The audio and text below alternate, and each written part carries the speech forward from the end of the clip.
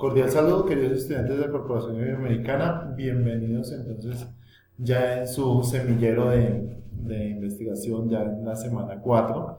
Ya en estos momentos ya encuentran la semana abierta, ¿cierto? Sin embargo, pues sí tengo que hacer varias aclaraciones al respecto. Y en primera instancia es observar cómo el matiz que toma el semillero no es solamente para llegar a repensar muchas situaciones que estamos observando en diversidad, sino cuáles son los factores que como tal están ejecutando ciertos cambios dentro de la sociedad colombiana que nos llevan a generar una nueva experiencia frente a lo que es la diversidad. Ya no entender la diversidad como el simple hecho de la discapacidad o los hechos como tal de las necesidades educativas especiales que se tenían en cierto entorno o cierto contexto cultural, sino que nosotros ya en estos momentos hablamos de la diversidad como un gran margen y precisamente cómo los hechos de desplazamiento y de migración llegan a ser un factor tan importante para la reflexión de la diversidad como lo puede ser precisamente las necesidades educativas especiales. ¿Cómo es que precisamente tenemos que llegar a marcar los hechos culturales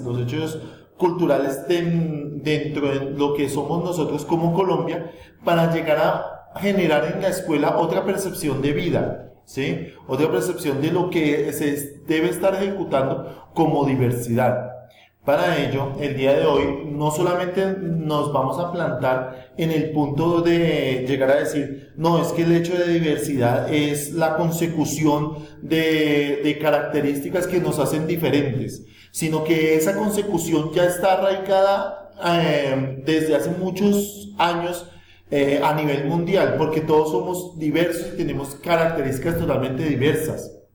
Es así como cuando llegamos a pensar que hay comunidades afro, que hay comunidades indígenas, ¿cierto? Que hay comunidades con distintas características como las de las comunidades rom, precisamente se ven afectadas por un matiz político, económico y social como puede ser el conflicto armado en Colombia, que durante 50 años ha generado un desplazamiento de toda Colombia y en todos los lugares de Colombia. Entonces, precisamente esa tendencia nos lleva a decir, bueno, ¿qué personas llegan a las escuelas donde nosotros estamos trabajando? Donde el matiz político y social que se vive en Venezuela lleva al proceso de migración tan fuerte que lo secunda dentro de todo lo que es la percepción del mundo, de decir, ya no somos venezolanos, ya no somos de acá, ya no somos de allá, sino que tenemos una percepción del mundo totalmente diferente y tenemos que radicarnos donde lleguemos y tenemos que acoplarnos a donde lleguemos. Y es la percepción de esos dos campos dentro de un solo margen y dentro de una sola estructura que se llama escuela. Y nosotros como licenciados, como parte fundamental dentro del proceso de enseñanza y aprendizaje, dentro de cada una de estas escuelas, entonces lo que comenzamos a ver es esa gran diversidad cultural que está fomentada a través de diferentes acciones políticas, sociales y económicas que los han llevado a estas poblaciones con unas características y unos matices sociales y culturales tan importantes que a nivel Colombia y a nivel mundial, que precisamente nos llegan a afectar nuestras aulas escolares.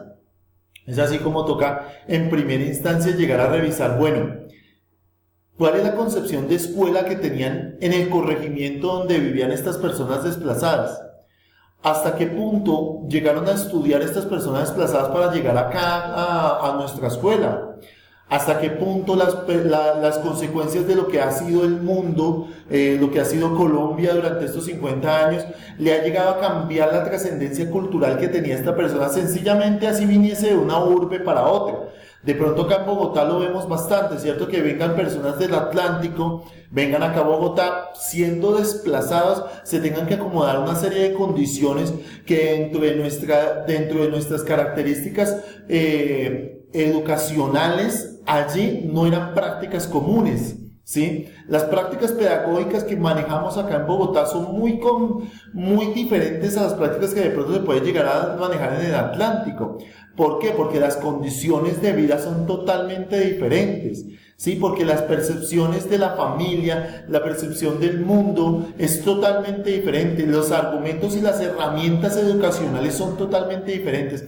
Entonces, dentro de esa percepción es cuando llegamos a revisar, bueno, realmente con qué condiciones llega este sujeto del desplazamiento y llega esta familia del desplazamiento.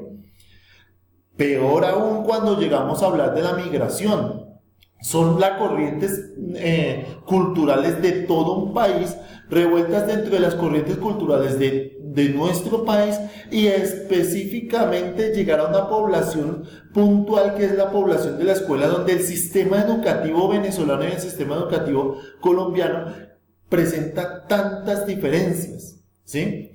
Entonces desde allí es que llegamos a ver la multiculturalidad con la que partimos que tenemos en Colombia, en toda Colombia, ¿sí? Porque sin hablar de regionalismos, podemos llegar a percibir que en cualquier lugar de Colombia encontramos personas de toda Colombia. Me refiero, en Medellín hay personas del Atlántico, del Amazonas, en Bogotá hay personas de toda Colombia, ¿sí? Y así sucesivamente. De la misma forma, las personas venezolanas han llegado a toda Colombia. Entonces, la concepción de vida que podemos llegar a estructurar de allí es netamente la multiculturalidad. ¿Qué es ese concepto? Ese concepto es precisamente el hecho como tal de que en una sociedad se confluyan muchas culturas. Multiculturalidad. Entonces hablamos de que Colombia es un país multicultural. Actualmente Latinoamérica, por los diferentes desplazamientos que está observando, América Latina se habla de que es multicultural. Entonces, precisamente frente a esto es que comenzamos a observar este primer video, que es frente a lo que es la relación multicultural en la escuela, que es, ese concepto se llama interculturalidad educativa. ¿Sí? La educación intercultural es cuando comenzamos a tomar cada uno de esos elementos culturales que trae cada uno de esos personajes con los que nos encontramos en un aula, y con cada uno de ellos comenzamos a construir escuela, a construir sociedad, que cada uno de nuestros compañeros, aún sea por ejemplo en mi caso, de acá de Bogotá, aún sea un estudiante que haya vivido toda su vida en Bogotá, tiene una cultura específica familiar, una trascendencia que su espacio donde vive o con quienes vive o la influencia que han tenido la televisión o los medios con los cuales más tiene cercanía, le han construido una cultura totalmente diversa al resto de las condiciones que encuentras en el aula. De la misma forma, absolutamente todos, y pues más aún, tomar al venezolano, tomar a la persona que viene de una población indígena, una persona de una comunidad rum, una afrodescendiente, ¿cierto? Tomarlos a cada uno y que cada uno nos sirva dentro del aula para hacer comunidad y para aprender cada uno de todos, y precisamente es donde venimos a aprender no solamente sociales, porque aprendemos obviamente culturas, aprendemos historia, aprendemos de todo, de cada uno de ellos, sino cómo precisamente la trascendencia de cómo hacen las cuentas, de cómo se paga, cómo se maneja la economía, todo eso confluido en una sola aula, es precisamente cuando llegamos a revisar, bueno, hay relación intercultural que podemos hacer. Entonces cuando ponemos todo eso y dejamos de hacer filas para esas aulas, filas y metódicas que ya no tienen por qué existir, y hacemos una mesa redonda donde precisamente se genere esa relación intercultural, es donde precisamente podemos llegar a hablar de lo del matiz que tenemos que darle a la diversidad en Colombia, ¿sí? Esa diversidad es importantísima porque esa diversidad es prácticamente en un 80%. Esa diversidad es la que tenemos que tocar y comenzar a trabajar, ¿sí? Por ello, de todas maneras, sin perder el hilo de lo que es un semillero de investigación, es que en primera instancia les invitamos a que confluyamos nosotros y en una forma de educación intercultural, como lo estamos viendo en estos momentos, que es cada uno de ustedes en su espacio territorial, podamos llegar a plantear una pregunta problema. Las preguntas problema en investigación, creo que con muchos autores llegamos a concluir que es la parte más importante y más complicada dentro de una investigación. Y creemos que dentro del proceso como tal, las condiciones que se tienen que dar para generar una buena pregunta-problema tienen que ser muchas. Por ello, acá en nuestra carpeta de recursos, el día de hoy les dejo, un documento frente al contexto latinoamericano, cómo se ve la educación intercultural. Precisamente es pasar del hecho multicultural a la relación de la educación intercultural. En segunda instancia, les propongo acá este par de videos donde son de Giovanni Marcelo y Gianfrancesco Villegas, un autor colombiano, un gran personaje. No, para reproducirlo acá, no. Detengamos esto. Un gran autor colombiano del cual se parten muchos argumentos de investigación. Entonces es en el cual yo quiero que nos ubiquemos, ¿sí? Con él vamos a analizar 2 videos, aproximadamente son 20 minutos, entre los cuales vamos a observar cómo se estructura la pregunta-problema.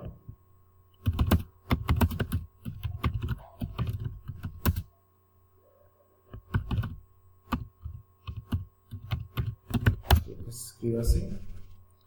Entonces, parte 1, ¿sí? Entonces, el hombre... Hola amigos, ¿qué es lo que pasa? Una increíble página web con Wix. Vamos a ver cómo se le hace. El hombre habla de una forma muy básica. El hombre les trata de traer a un castellano estándar la relación de lo que es el problema. Entonces, parte de esta estructura, de todas maneras, tiene aproximadamente de esta clase, de este seminario que hizo, tiene aproximadamente como 10 videos. También se los recomiendo bastante, la estructuración del problema de investigación y el título, tiene parte por parte cómo se estructura la investigación, entonces también se los recomiendo mucho. Pero Giovanni lo que hace es bajar el nivel de complejidad de lo que es un problema de investigación para colocárselo más a la mano a cada uno de ustedes, que entiendan que un problema de investigación, en la formulación es una pregunta, pero todo lo que tiene que tener de atrás es bastante, ¿cierto? En esta pregunta que yo les estoy pidiendo en estos momentos para este foro, entonces acá tenemos los 2 videos, por favor los observamos, volvemos a la semana, y acá en la semana participamos en el foro. Entonces en este foro vamos a participar con la pregunta problema, ¿sí? Entonces precisamente, ¿cuál puede ser la pregunta como tal? La pregunta problema que tendríamos que generar en nuestros contextos, ¿cierto? Entonces recordemos que una pregunta problema de investigación tiene que tener un contexto, ¿cierto? Entonces allí ya lo identificamos como las características que tiene la población a la cual yo me estoy enfrentando. Tiene que tener un básico, precisamente, una relación problemática, ¿sí? En donde precisamente el sujeto, la población que anteriormente mencioné, tiene una dificultad, ¿sí? No tiene la equiparidad para llegar a medirse con el resto de los sujetos que están allí por esa condición de diversidad, ¿sí? Y tiene que tener precisamente una relación con la educación. Esas 3 condiciones quiero que las veamos dentro de esta pregunta-problema. Pensemos, maticemos entre todos. Los semilleros de investigación, precisamente en todas las universidades, funcionan ese entorno de crear investigaciones, ¿sí? De formular investigaciones. Y que no solamente de pronto nos quedemos en el charlar de cómo es una investigación y cómo se lleva la investigación, sino que nos metamos en el argumento. Entonces, desde la diversidad, como la estamos observando, ¿cómo podríamos llegar a comenzar una investigación? Esa es la pregunta. Entonces respondámosla a nuestro foro. Digamos, doy un ejemplo, ¿listo? Entonces, ¿cómo llegar a generar, cómo crear estrategias para que los estudiantes aprendan ortografía? Bueno, no mentiras, ortografía no, pongámoslo más dentro de la diversidad. Cómo los estudiantes aprendan más sobre las culturas de cada uno de los compañeros que se reúnen en el trabajo virtual, en el trabajo del semillero de diversidad virtual de la Corporación Universitaria Iberoamericana. ¿Sí vieron? La población la nombré, nombré la corporación porque esa es la población como tal, nombré el problema y nombré todo. ¿Listo? Entonces, ahí les dejo para que lo pensemos, lo estructuremos y lo suban. ¿Listo? Chao, chao. Bye, bye.